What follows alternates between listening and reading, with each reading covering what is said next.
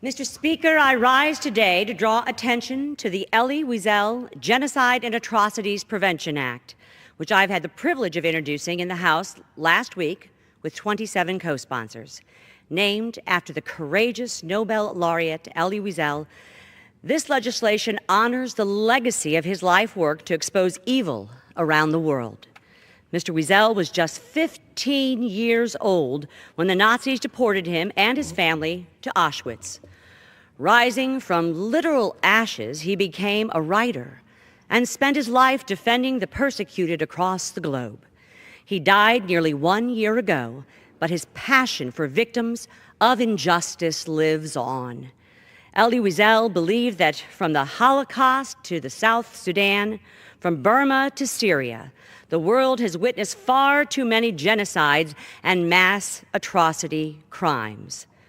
The true horror is that most of these devastating crises are indeed preventable. My heart aches for those whose lives are being torn apart, and the fact that over 65 million people are currently fleeing preventable crises makes clear that the U.S. government must improve its response to these conflicts.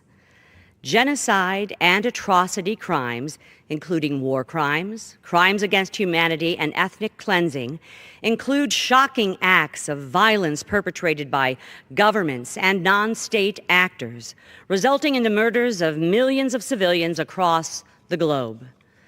The Elie Wiesel Act establishes that the official policy of the United States is to regard the prevention of genocide and atrocity crimes as a core national security interest and moral responsibility.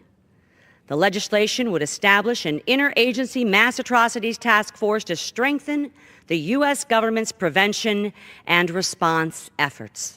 The legislation encourages the Director of National Intelligence to include a review of countries at risk of genocide and mass atrocity crimes in his or her annual report to Congress.